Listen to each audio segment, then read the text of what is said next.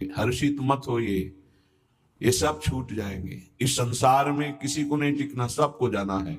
इसलिए हे भाई, उद्दंडता नहीं, मनमानी आचरण नहीं, प्रभु का आश्रय लेकर धर्म आचरण करते हुए नाम जप करो, जीवन का परम मंगल हो जाएगा। उपासक अपनी इंद्रिय मन को किसी भी उत्सव का निमित्त बनाकर, किसी आनंद में प्रफुल्लित होकर या किसी विक्षेप को प्राप्त होकर कभी किसी विषय को स्वीकार न करे। बहुत ध्यान से सुनना, एक दिन की छूट तुम्हारे जीवन भर के लिए वो संस्कार रूप में फांसी बन जाएगी। ऐसी जगह आपको फंसा देगी, निकलना मुश्किल हो जाएगा। फंसना सहज है, निकलना मुश्किल है। हर भोग एक विशाल अथाह दलदल है, धंसते चले जाओगे, निकलना कठिन है। इस बात को दिमाग में चाहे लिख लो या डायरी पे लिख लो। हर भोग माया का ऐसा दलदल है कि जो इसमें एक बार चखने के लिए कूदा वो धंसता चला गया। गुरु कृपा हरि कृपा निकाल ले तो निकाल ले, या निकला हुआ महापुरुष निकाल ले, अन्यथा वो उसमें डूब ही जाता है। ऐसा दलदल है। वह श्री जी का कृपा पात्र है, आज नहीं तो कल वो महापुरुष बन जाएगा। अर्थात जो महापुरुषों की गति वो उसे प्राप्त हो जाएगी। वो धामवासी है, प्रियाजू ने स्वीकार किया है। आपका क्या अधिकार है कि आप उस पर दोष दर्शन करें? तो कह रहे हैं जो वृंदावन धाम में वास करते हैं उनके दृष्ट दोषों को दिखाई दे रहा है। ऐसा नहीं कि नहीं दिखाई दे रहा, आप आरोप लगा रहे हैं, दिखाई दे रहा है। दृष्ट दोषों को सत्य मान करके वर्णन करते हैं, उनकी निंदा करते हैं, तो आपका भाग्य दुर्भाग्य में बदल जाएगा। यदि आप ये विचार करके कि श्री जी के लाड़िले हैं, इनकी बाहरी बात है पर इनके ऊपर बहुत कृपा है, आज नहीं तो कल ये सब सुधर जाएंगे क्योंकि लाडली जी के कृपा पात्र हैं, बात बन गई। मूर्ख लोग अपना संकट स्वयं चयन कर लेते हैं। जो दूसरों की, वृंदावनवासी की दोष दृष्टि से निंदा आदि करते हैं, बहुत निकृष्ट बात है, इसे कभी स्वीकार न करें। सच्ची कहते हैं, देखो अपने सब पावन भूमि में बैठे हैं, निंदा तो अपनी करनी चाहिए। अंदर से देखो, ईमानदारी से देखो, जो हमारे अंदर कूड़ा करकट है इसकी निंदा करनी चाहिए कि मैं बहुत नीच हूं, हम पर इतनी कृपा है लाडली जी की, इतना दुलार कर रहे हो, हम उनकी दुलार को ठुकराए चले जा रहे हैं। वो कह रहे हैं दाहिने चलो, हम बाएं बढ़ते चले जा रहे हैं, पर वो कृपा ही करती जा रहे हैं। हम कभी एकांत में बैठकर नहीं रोए मैं कितना नीच अपराधी हूं कि अपने इतने करुणा में स्वामी का विरोध कर रहा हूं, उनके विरुद्ध चल रहा हूं, जबकि प्रतिकूलस्य विसर्जनम, बिल्कुल विसर्जन कर देना, आज के बाद कोई गलती नहीं होगी। पर हम गलती पे गलती करे जा रहे हैं। श्री जी इस बार माफ कर दो, आगे से फिर किया, श्री जी इस बार माफ कर दो, फिर वही वो माफ करती चली जा रही।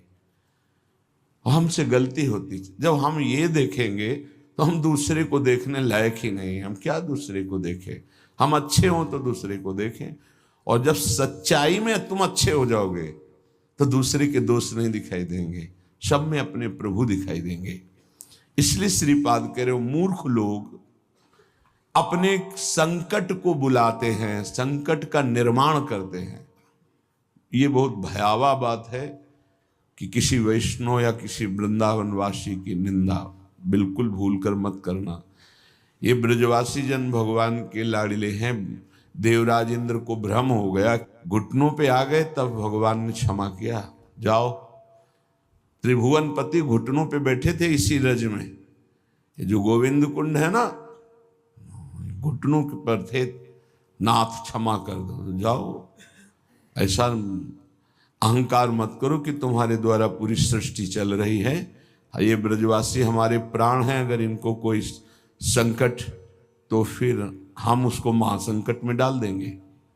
हमारे ब्रजवासियों को कोई ना छेड़े। भगवान कह रहे मेरे प्राण हैं ब्रजवासी जन।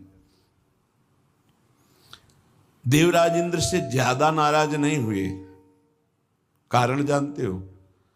किया तो उपद्रव, ब्रजवासियों को पीड़ा देने का, लेकिन सब ब्रजवासी एक साथ बैठ कर दिए ना, तो लालजू ने थोड़ा तो उन पर शासन किया, फिर कृपा कर दी, लेकिन ब्रह्मा जी के ऊपर कृपा नहीं की क्योंकि अलग कर दिया।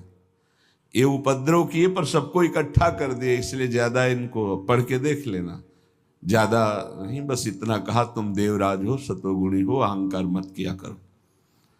लेकिन ब्रह्मा जी तो कांप के चले ही गए, भगवान मुस्कुराए नहीं। क्यों? ब्रजवासियों को अलग कर दिया, तुम ब्रह्मलोक में मायामयी सैया पे सुला दिया, हमारे प्राण प्यारे ब्रजवासियों का अपराध करते हो। तो आज तक ब्रह्मा जी का प्रवेश नहीं ब्रज में, बात समझ लो।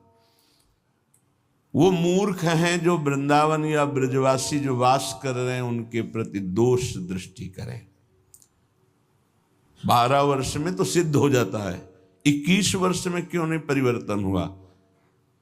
जी गलती तो जब हमारी गलती तो हम दूसरों को क्यों दोष दर्शन करने वाली वृत्ति से देख करके निंदा करें, उनका अपमान करें? हमारे अंदर खुद इतनी ये गलत है तो तुम क्या कर रहे हो? तुम भी तो गलत हो जो दूसरों का दोष दर्शन कर रहे हो। परमार्थ कहता है किसी के भी ना दोष देखने ना गुण देखने, सब में भगवत भाव देखना। संसारी पुरुष क्रिया देखता है, परमार्थ का पथिक कारण देखता है। कारण श्री हरिवंश बनम, क्रिया नहीं देखता है, क्रिया देखने वाला संसारी होता है। श्रीपाद कह रहे वो मूर्ख लोग संकट की स्वयं रचना कर देते हैं। अच्छा, ये कोई पाप नहीं है कि क्षय हो जाएगा तो आप मुक्त हो जाएंगे, ये अपराध है, वैष्णव अपराध। ये तभी क्षय होगा जिस वैष्णव से अपराध मना है उससे क्षमा याचना हो जाए, नहीं तो, या फिर आपको पता नहीं तो गुरुदेव क्षमा कर दे, जाओ कोई अपराध नहीं। तो अखंड मंडलाकारम व्याप्तम चराचरम, गुरुदेव सब में व्याप्त है, हर अपराध क्षमा कर सकते हैं वो।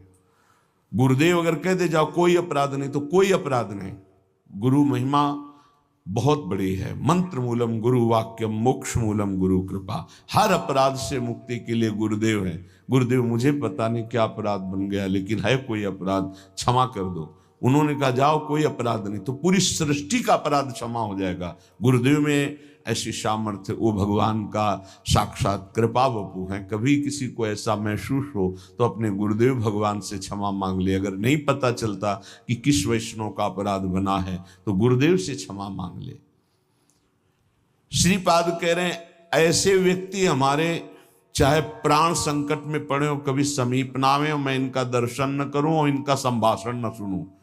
जो संतों की, ब्रजवासियों की, वैष्णव की, भगवत भक्तों की निंदा करते हैं, ऐसे लोग हमारी दृष्टि में ना आवे, कभी हमारे कान में इनकी आवाज ना पड़े, और कभी प्राण संकट होने पर भी मैं इनकी सेवा स्वीकार ना करूं।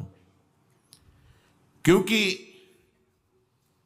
ऐसे लोगों का विषय सेवन करना, दिया हुआ भोजन पाना, या उनके पास बैठना, या उनकी दर्शन करना, इस सारे साधन को हास्यास्पद बना देते हैं। उपहास योग, अर्थात कुछ नहीं रह जाता जो ऐसे लोगों का संग करता है। अपराध नहीं, निंदा नहीं होनी चाहिए, बहुत सावधान। पूज्य श्री चंद्रशेखर बाबा जी महाराज वो कहते थे कि ब्रजरज, ब्रजलता और ब्रजवासी, इन तीन से श्रद्धा बिगड़ गई तो बात तुम्हारी बनेगी नहीं। उनके श्रीमुख के शब्द थे कि तुम रेगिस्तान में वास कर लो तो तुम्हारा कल्याण हो सकता है, लेकिन ब्रजवासी, ब्रजरज, ब्रजलता, इनका अपमान अपराध करोगे तो वृंदावन में तुम्हारा कल्याण होने वाला नहीं है। वो डायरी में लिखा हुआ पूज्य चंद्रशेखर बाबा जी महाराज, वे भी 25 वर्ष पहले की बात, प्रारंभ में ही दर्शन के लिए।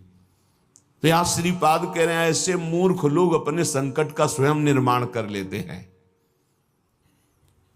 किसी भी विषय में क्यों ना हो, जो वृंदावन वासियों की निंदा करते हैं उनका मैं दर्शन न करूं, कभी संभाषण न करूं, कभी दिया हुआ कोई पदार्थ या विषय सेवन न करूं। उपासक को सावधान रहना चाहिए। अपना काम बनाने आए हो कि तुम यहां सृष्टि सुधारने आए हो? देखो तुम्हें पक्की बात बता दे, भगवान भी पूरी सृष्टि को नहीं सुधारे। जब अवतार लिया तो जो भगवान की शरण में हुए, सन्मुख हुए, उन्हीं का उद्धार हुआ। ध्यान रखना, चाहे काम से, चाहे द्वेष से, चाहे राग से, चाहे भक्ति से, कैसे भी अवतार के समय जो भगवान से जुड़े वो परम पद को प्राप्त हुए, भगवान के अवतार के समय हम लोग भी होंगे कीड़ा मकोड़ा, दीमक, चींटी, चीटा जो बने होंगे, तो हमारा उद्धार नहीं हुआ।